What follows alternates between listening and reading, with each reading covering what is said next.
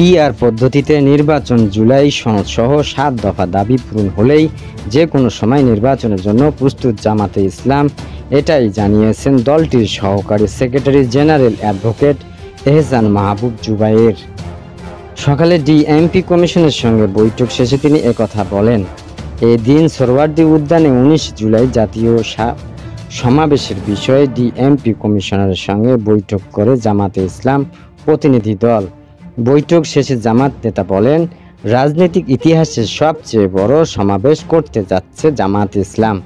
এতে অংশ নেবে ঢাকা বিভাগ সহ দেশের বিভিন্ন জেলা থেকে কয়েক লাখ নেতাকর্মী। ডিএমপির পক্ষ থেকে নিরাপত্তা সহ সার্বিক সহযোগিতার আশ্বাস পেয়েছেন তারা। একই সঙ্গে বিএনপি সহ ফ্যাসিবাদী বিরোধী সব রাজনৈতিক দল ও সংগঠনকে এ সমাবেশে দাওয়াত দেওয়া হবে বলেও উল্লেখ করেন অ্যাডভোকেট এহসান মাহবুব জুবায়ের। এ সময় আরও উপস্থিত ছিলেন দলটির কেন্দ্রীয় প্রচার সম্পাদক মতিউর রহমান আকন্দ, কেন্দ্রীয় কার্যনির্বাহী পরিষদের সদস্য ও ঢাকা মহানগরী উত্তর সেক্রেটারি ডক্টর শফিকুল আলম মাসুদ প্রমুখ।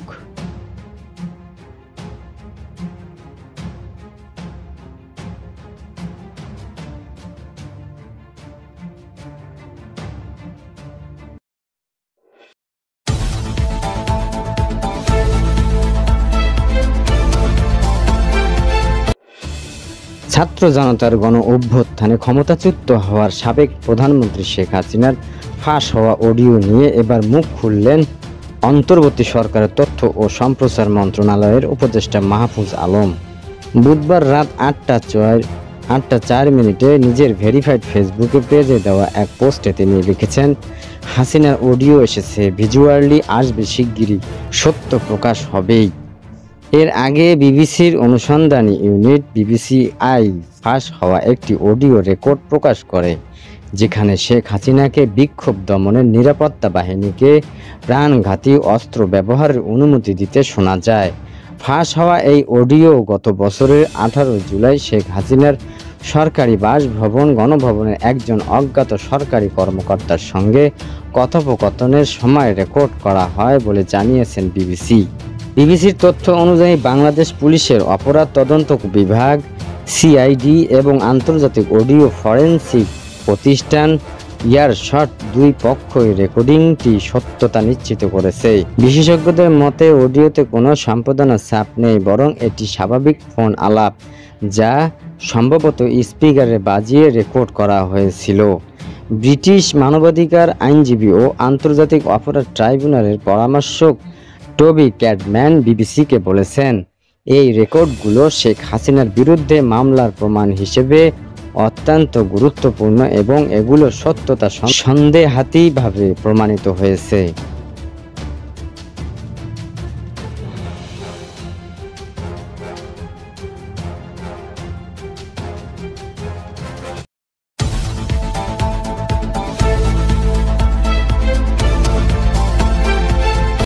জুলাই গণ অভ্যুত্থানের সময় সংঘটিত মানবতাবিরোধী অপরাধের দায় স্বীকার করেছে সাবেক পুলিশ মহাপরিদর্শক আইজিপি চৌধুরী আব্দুল আল মামুন।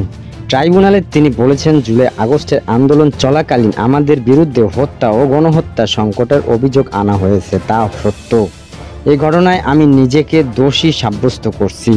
তিনি আরও বলেন, আমি রাজসাক্ষী হয়ে জুলাই আগস্ট আন্দোলন চলাকালীন যে অপরাধ সংঘটিত হয়েছে তার বিস্তারিত আদালতে তুলে ধরতে চাই, রহস্য উন্মোচনের আদালতকে সহায়তা করতে চাই। বৃহস্পতিবার দুপুরে বিচারপতি মোহাম্মদ গোলাম মর্তুজা মজুমদারের নেতৃত্বাধীন ৩ সদস্যের আন্তর্জাতিক অপরাধ ট্রাইব্যুনাল ১ এর দায় স্বীকার করে তিনি এমন বক্তব্য তুলে ধরেন। এ সময় ট্রাইব্যুনালে তার রাজসাক্ষী হওয়ার আবেদন মঞ্জুর করে আদেশ দেন। রাজসাক্ষী হওয়ার চৌধুরী মামুনের আইনজীবী জায়েদ বিন আমজাদ সাবেক পুলিশ প্রধানের পর্যাপ্ত নিরাপত্তার ব্যবস্থা করতে প্রার্থনা করেন। আদালত এ বিষয়ে যথাযথ আদেশ দেবেন বলে জানান চিফ প্রসিকিউটর মোহাম্মদ তাজুল ইসলাম। এর কিছুক্ষণ আগে জুলাই গণ অভ্যুত্থানের সময় সংঘটিত মানবতা বিরোধী অপরাধের মামলায় ক্ষমতাচ্যুত সাবেক প্রধানমন্ত্রী শেখ হাসিনা সহ ৩ আসামির বিরুদ্ধে আনুষ্ঠানিক অভিযোগ গঠন করে আদেশ দেন ট্রাইব্যুনাল। ট্রাইব্যুনালের অপর 2 সদস্য হলেন বিচারপতি মোহাম্মদ শফিউল আলম মাহমুদ ও বিচারক মোহাম্মদ মহিতুল হক এনাম চৌধুরী। এর মাধ্যমে জুলাই গণহত্যা মামলা শেখ হাসিনা সহ 3 জনের বিরুদ্ধে আনুষ্ঠানিক বিচার শুরু হলো। মামলার অপর 2 আসামি হলেন সাবেক স্বরাষ্ট্রমন্ত্রী আসাদুজ্জামান খান কামাল ও সাবেক আইনজীবী চৌধুরী আবদুল্লাহ আল মামুন। 3 জনের মধ্যে কেবল চৌধুরী আবদুল্লাহ আল মামুন গ্রেপ্তারকৃত একমাত্র আসামি। অভিযোগ গঠনের সময় তিনি ট্রাইব্যুনালে উপস্থিত ছিলেন।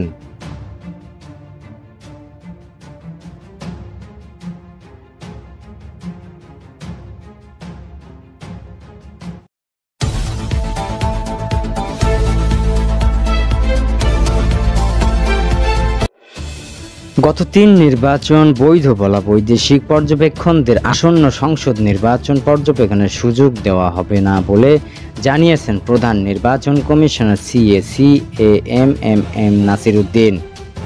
মঙ্গলবার আগারগাঁয়ে নির্বাচন ভবনের কানাডিয়ান রাষ্ট্রদূত অজিত সিংহের সঙ্গে বৈঠক শেষে একথা বলেন তিনি। সিএসি বলেন, নির্বাচনের জন্য প্রস্তুত জানতে চেয়েছেন কানাডার রাষ্ট্রদূত। আমরা প্রস্তুত জানিয়েছি। ভোটারদের মধ্যে সচেতনতা বাড়াতে আমরা যে কাজ শুরু করব এসব বিষয়ে জানানো হয়েছে। বিভিন্ন ধরনের প্রশিক্ষণের বিষয়ে জানানো হয়েছে। তিনি বলেন, ওনারা চান আমরা যাতে অবাধ, সুষ্ঠু ও গ্রহণযোগ্য নির্বাচন আয়োজন করি। এর মিসউইজ নিয়ে কথা হয়েছে। তারা এসব ইস্যু নিয়ে আমাদের সাজেশন দেবে। এছাড়া কানাডা সুষ্ঠু নির্বাচন আয়োজনের বর্তমান নির্বাচনের কমিশনের কমিটমেন্টের কথা শুনে সন্তুষ্ট। কানাডা আমাদের সহযোগিতা করবে ব্যালট প্রকল্পে বা কানাডা অন্যভাবেও সহযোগিতা করতে পারে। নাসির উদ্দিন বলেন, আগামী নির্বাচনে অনেক বৈদেশিক পর্যবেক্ষণ আসবে। ইইউ সহ অনেকেই চিঠি দিয়ে আমাদের জানিয়েছে। গত 3 নির্বাচন নিয়ে যেসব বৈদেশিক পর্যবেক্ষণ ভালো সার্টিফিকেট দিয়েছে তাদের নেওয়া হবে না বলেও জানিয়েছেন তিনি।